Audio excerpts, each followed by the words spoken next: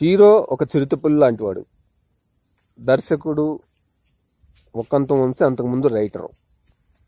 కథని ఎలా పాత్ర ఎలా ఎవాల్వ్ చేయాలి, దాని ఎవల్యూషన్ ఏంటి, అవంతా కంప్లీట్ కమాండ్ ఉన్న ఇది ఫస్ట్ ఫిలిం కాబట్టి అతని దర్శకత్వం కంటే కూడా ఆర్మీ ఇదిగా హీరోని చూపిస్తున్నాడు. సోల్జర్గా చాలా డైనమిక్గా యాంగ్రీ యంగ్ మ్యాన్గా చూపిస్తున్నాడు. ఒక రేంజ్లో ఎక్స్పెక్ట్ చేశాను నేను, ఎందుకంటే తీసుకున్న క్యారెక్టర్ అటువంటిది. సోల్జర్ అంటే ఒక లైన్, ఒక టైగర్, అంటే యానిమల్స్ ఇదిలో ఒక నేచర్గా చెప్పాల్సి వస్తే ఆ ఫీలింగ్ ఉంటుంది. నాలాగా చాలా మందికి ఆ సోల్జర్కి ఆర్మీ వాళ్ళకి సంబంధించిన వాళ్ళ మీద ఉంటుందని ఫీలింగ్. లైక్ సొసైటీలో డాక్టర్ అంటే దేవుడు అంటాం. ఎందుకంటాం? వాళ్ళు ఆ విద్యను అభ్యసించి ఎటువంటి ప్రమాద ఇదేనైనా మ్యాక్సిమం వాళ్ళు చేసి ట్రీట్మెంట్ చేసి రక్షించగలరని ఉద్దేశం ఉంది కాబట్టి అలా అంటాం. అలాగే ఆర్మీ అంటే దేశాన్ని వాళ్ళు ప్రాణాలకి తెగించి ప్రాణాలు పణంగా పెట్టి మన కోసం వాళ్ళు సరిహద్దుల్లో కాపలాగా వస్తుంటారు. కాబట్టి వాళ్ళ మీద చాలా పాజిటివ్, ఆల్మోస్ట్ వాళ్ళు కూడా గాడ్ యుద్ధ సమయాలు అయితే వాళ్ళు దేవుళ్ళ కంటే ఎక్కువగానే నేను ఫీల్ అవుతుంటా. మరి అటువంటి ఒక పాత్ర తీసుకున్నప్పుడు ఈ పాత్రని ఎదిరించి సింహాన్ని ఢీ కొట్టాలంటే అదే స్థాయిలో ఉండే సింహం, లేదంటే అంతకు మించిన ఏనుగు లాంటి ఒక పెద్ద ఇది ఉంటుంది అనుకున్నాను నేనైతే. అంటే ఎక్స్టర్నల్గా అయినా కావచ్చు, ఇంటర్నల్గా అయినా కావచ్చు.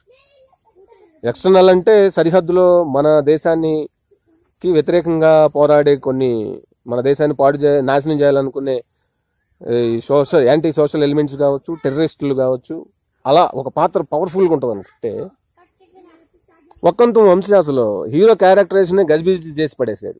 దానికి ఒక స్థిరత్వం లేదు, ఒక గ్లోరిఫికేషన్ చేద్దామంటే ఏమి లేదు. హీరో ఏంటో కోపట్టం ఇది చేయడం తప్ప అసలు ఎక్కడ గూస్ బంప్స్ వచ్చే ఒక్క సందర్భం లేదు. అసలు ఆ క్యారెక్టర్ పెరుగుదలలోనే అసలు తలా తోక లేకుండా డిజైన్ చేసి చాలా నీరసంగా చేశారు సినిమాని. లాస్ట్లో ఒక సాయి కుమార్ పాత్ర ఒక ఇది తీసి పడేస్తే సినిమా ఏం లేదు. ఆ ఇది చేయడానికి ఈ సినిమా అంతా ఎందుకు చేశారు అనిపించింది నాకు. సాధారణంగా ఈ బన్నీని చూపించిన విధానం అయితే అదొక సబ్ క్యారెక్టర్ ఏదన్నా పెట్టి దాని ద్వారా చూపించవచ్చు. ఒక సోల్జరు ఇది తీసుకున్నప్పుడు ఒక స్టార్ దమ్మున్న హీరోని చూపించినప్పుడు మనం ఎక్స్పెక్ట్ చేస్తామా లేదా ఒక ప్రేక్షకుడిగా? ఎందుకంటే అక్కడ తీసుకున్న పాత్ర కూడా మనకు తెలియదు కాదు. సమాజంలో హీరోగా రియల్ లైఫ్లో కూడా హీరోగా చూసే పాత్ర అది. ఆర్మీ పర్సన్ ఎవరైనా కూడా, సోల్జర్ కావచ్చు, బ్రిగేడియర్ కావచ్చు, క్యాప్టెన్, మేజర్ ఎవరైనా కూడా అది రియల్ లైఫ్లో అంత వర్షిప్ ఉన్న క్యారెక్టర్ అది. ఆ క్యారెక్టర్ ఏంటో తలతిక లేకుండా కోపట్టడం, అడ్రగోళ్ళు చంపేయడం, మళ్ళీ వచ్చి యాంగర్ మేనేజ్మెంట్ అంటూ వాళ్ళ ఫాదర్ దగ్గర ఉండడం, వాళ్ళ ఫాదర్కి ఇతనికి సంబంధాలు సరిగ్గా లేకపోవడం, ఆ పిచ్చి పిచ్చి డైలాగులు.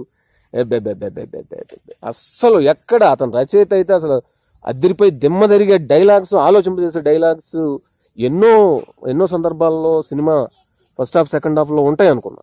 కానీ ఒక్కంతం వంశీ అసలు క్యారెక్టరైజేషన్ని సక్రమంగా తీర్చిదిద్దలేదు. ఏ ఒక్కటి కూడా అన్ని ఎట్లా కలగూర గంపలాగా అనిపించింది నాకైతే.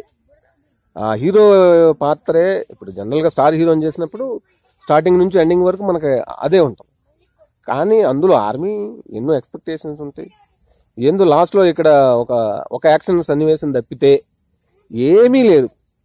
ఇంత దారుణమైన కథతో తన డైరెక్టర్ డెబ్యూ రావడం అనేది బాధాకరం.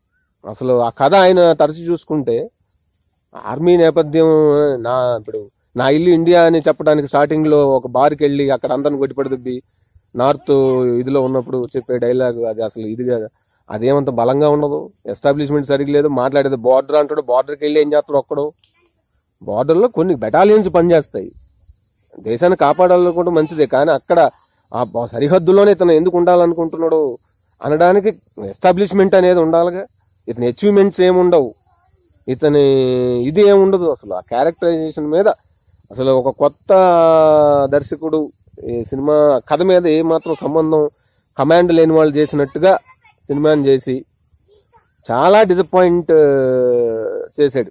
ఇది దర్శకుడిగా అతనికే డిసప్పాయింట్మెంటే, ప్రేక్షకులుగా మనకి ఇదే సినిమా ఏమీ పెద్దగా ఇది లేదు, ఎక్కడ ఒక్క పాజిటివ్ ఆస్పెక్ట్ కూడా. అంటే బన్నీ ఆ క్యారెక్టర్ చేయడానికి తను మలుచుకున్న విధానం, అది అతను కష్టపడిన విధానం మనకు కనపడుతుంటుంది తప్ప కథలో ఏ మాత్రం పసలేదు. క్యారెక్టరైజేషన్, డైరెక్షన్ ఘోరం సినిమాకి.